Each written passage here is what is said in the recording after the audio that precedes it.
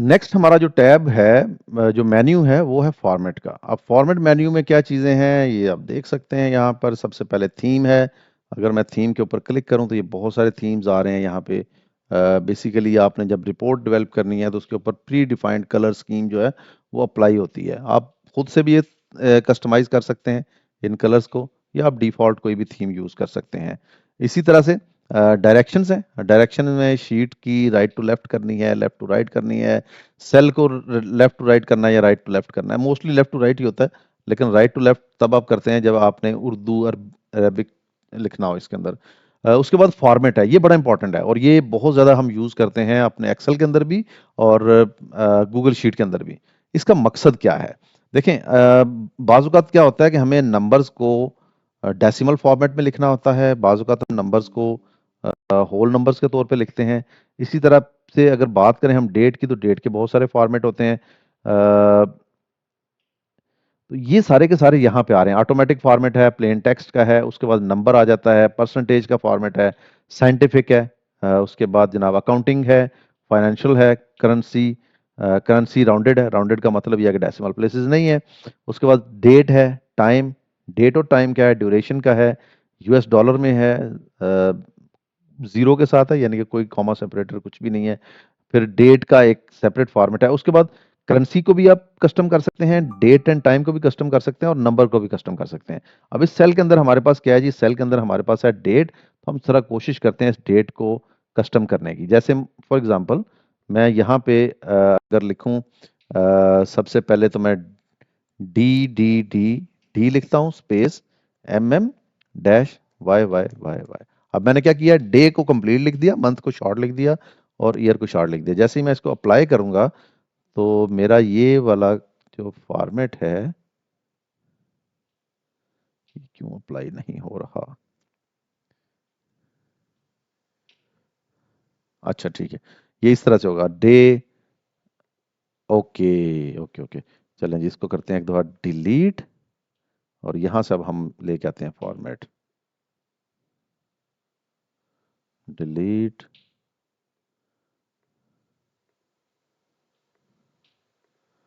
और ये अब कस्टम करेंगे जी हम डेट का फॉर्मेट। ड्रॉप डाउन पे क्लिक करें, सबसे पहले तो हमारे पास आएगा डे, और डे में हमने करना है जी ट्यूसडे। उसके बाद ले लेते हैं मंथ। मंथ को हम करेंगे नॉट 8, इट शुड बी अगस्त। और उसके बाद हम ले लेते हैं ईयर, और ईयर को हम इस तरह से करते हैं, अप्लाई करें इसको। ये देखें सैटरडे नवंबर 2023। अच्छा, इसको जाके थोड़ा सा मज़ीद बेहतर करने की कोशिश करते हैं। फॉर्मेट, नंबर और custom date and time format, इसके दरमियान में स्पेस होनी चाहिए, इसके दरमियान में स्पेस होनी चाहिए। अब ये कुछ इस तरह से आ गया, तो आप मर्जी का, अपनी मर्जी का फॉर्मेट भी अप्लाई कर सकते हैं। नंबर के बाद टेक्स्ट आ जाता है। टेक्स्ट को आपने बोल्ड करना है, इटालिक करना है। बोल्ड आपको पता है ज़रा मोटा हो के टेक्स्ट नजर आए, इटालिक टेढ़ा हो जाए, अंडरलाइन उसके नीचे एक लाइन लग जाए, स्ट्राइक थ्रू उसके ऊपर एक लाइन लग जाए, जैसे वो कार्ड देते थे ना स्कूल टाइम पे, जो कुछ भी लिखा हुआ है उसके ऊपर एक लाइन लगा देते थे। तो उस तरह से अगर आप करना चाहते हैं तो वो आप कर सकते हैं। अच्छा जी, उसके बाद हमारे पास अलाइनमेंट्स के ऑप्शन है। अलाइनमेंट आप लेफ्ट कर सकते हैं, राइट कर सकते हैं, सेंटर कर सकते हैं, टॉप अलाइन कर सकते हैं, मिडल अलाइन कर सकते हैं, या बॉटम अलाइन कर सकते हैं। ये एक ही सेल के अंदर रहते हुए मुख्तलिफ अलाइनमेंट के टाइप्स हैं। ट्राई कीजिएगा, होपफुली आपके लिए ईजी होंगे।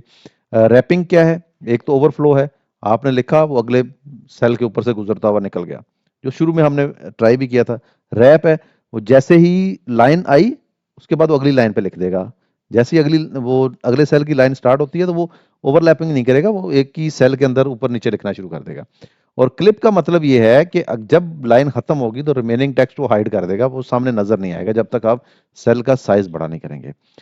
रोटेशन है, टेक्स्ट को आप मल्टीपल डायरेक्शन के अंदर रोटेट कर सकते हैं। अभी करके देख भी लेते हैं। ये सारी उसकी डायरेक्शंस दी हुई हैं, आप किसी भी डायरेक्शन में कर सकते हैं, या एंगल सेलेक्ट करके किसी एंगल के ऊपर उसको रोटेट कर सकते हैं। टेक्स्ट का साइज है, इस वक्त साइज 10 सिलेक्टेड है, अगर आप इसको 24 करेंगे तो ये बहुत बड़ा हो जाएगा। तो आप यहाँ से टेक्स्ट की सिलेक्शन वगैरह भी कर सकते हैं, साइज की सिलेक्शन कर सकते हैं। उसके बाद जी हमारे पास कंडीशनल फॉर्मेटिंग है, ऑल्टरनेटिंग कलर्स हैं और क्लियर फॉर्मेटिंग है। ऑल्टरनेटिंग कलर्स क्या चीज़ है? आपकी हर रो का एक डिफरेंट कलर होगा, आप उसके कलर चेंज कर सकते हैं। हेडर्स का नीचे ये सारा सिलसिला, अब मैं ज़रा इसको अनडू करूं ताकि हम वापस अपने असल जगह पे आ जाएं। उसके बाद वापस चलते हैं यहाँ पे। क्लियर फॉर्मेटिंग है, अगर आप क्लियर फॉर्मेटिंग करेंगे तो ऑटोमेटिकली सारा कुछ क्लियर कर देगा, लेकिन इंपॉर्टेंट चीज़ ये है कंडीशनल फॉर्मेटिंग, ये बड़ा इंपॉर्टेंट है। ध्यान से देखिएगा, ध्यान से समझिएगा। मैं ये सारा डेटा फिलहाल ख़त्म करता हूँ या एक नई शीट पे चला जाता हूँ। मेरे पास यहाँ पर कुछ नंबर्स हैं, जैसे फॉर एग्जांपल यहाँ पर मेरे पास है जी 10%, 5%, 20%, 19%। ये मैंने कुछ नंबर वैसे ही बाय द वे लिख रहा हूँ। 13%, 8%। अब मैं ये चाहता हूँ कि जो इनमें सबसे बड़ा हो उसका कलर मे बी ग्रीन हो और ज़्यादा ज़रा वो नज़र आए, जो कम है उसका वाइट कलर हो जाए, या डिफरेंट टाइप्स हैं वो हम सारी की सारी ट्राई कर लेते हैं। आप कंडीशनल फॉर्मेटिंग पे क्लिक करें, फॉर्मेट से जाके तो आपके राइट साइड पे ये देखें ये ऑप्शन ओपन हो गया है। अप्लाई टू रेंज, किस पे अप्लाई करना है? अब इसमें ना C3 से लेके C8 तक है। C3 ये पहला सेल है और C8 ये लास्ट वाला सेल है। इसके ऊपर तो हमने अप्लाई करना है। इज नॉट एम्प्टी, चलें इज नॉट एम्प्टी की बजाय हम ये देखें बहुत सारे ऑप्शंस हैं। टेक्स्ट कंटेन्स, अगर किसी टेक्स्ट में कुछ चीज़ आ रही है टेक्स्ट के रिलेटेड है, फिर डेट के रिलेटेड है, और फिर उसके बाद नंबर्स के ऊपर आ जाते हैं। Greater than, greater than or equal to, less than or equal to, is equal to, is not equal, is between, is not between, और कस्टम फार्मूला के जरिए भी आप कर सकते हैं। तो ये सारे के सारे रूल्स में से कोई भी रूल आप अप्लाई कर सकते हैं इसके ऊपर। कलर्स हैं तो आप यहाँ से कोई भी कलर चूज कर सकते हैं, जो भी कलर आप इसके ऊपर अप्लाई करना चाहें। हमने भी इज नॉट एम्प्टी किया है, चलें हम इस तरह करते हैं कि इसको इज ग्रेटर देन कर देते हैं। Let's say is greater than 10%। अब ये देखें जो 10% से ज़्यादा है वो हाईलाइट हो गए और बाकी जो है वो हाईलाइट नहीं हुए। ये तो था एक सिंपल सा रूल अप्लाई करने का तरीका। कलर स्केल क्या चीज़ है? अब इसी के ऊपर हमने एक ऐसा कलर स्केल लगाया जहां पर जो मिनिमम वैल्यू है वो ग्रीन हो रही है और जो मैक्सिमम वैल्यू है वो वाइट हो रही है। चलें हम एक काम करते हैं, मिनिमम वैल्यू को हम ग्रीन की बजाय वाइट कर देते हैं और मैक्सिमम वैल्यू को हम ग्रीन कर देते हैं। तो यहाँ पे देखते हैं अब क्या होता है। सबसे ज्यादा 20% है जो कि ग्रीन हो गया, सबसे कम 5% है जो कि व्हाइट हो गया। अच्छा एक और काम करते हैं, जो मिनिमम वैल्यू है इसको हम रेड कर देते हैं। तो let's select red from here. अब ये देखें रेड भी आ गया, ग्रीन भी आ गया। चलें जो सेंटर की वैल्यूज हैं उसके भी ऊपर कुछ करते हैं और यहाँ पर हम इसको परसेंटेज 50% है कर लेते हैं और इसका कलर हम येलो सेलेक्ट कर लेते हैं। 50% या परसेंटाइल परसेंट, ठीक है।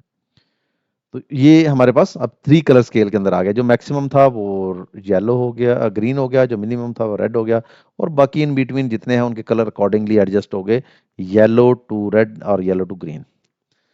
तो ये जी कलर स्केल भी आप इस तरह से इसके ऊपर अप्लाई कर सकते हैं। डन करें, क्लोज कर दें इसको, तो ये कलर स्केल आपका यहाँ पर कंडीशनल फॉर्मेटिंग ऐड हो गई है। उसके बाद हमारे पास क्या है यहाँ पर, बस ये हमारा फॉर्मेट मेन्यू भी हो गया।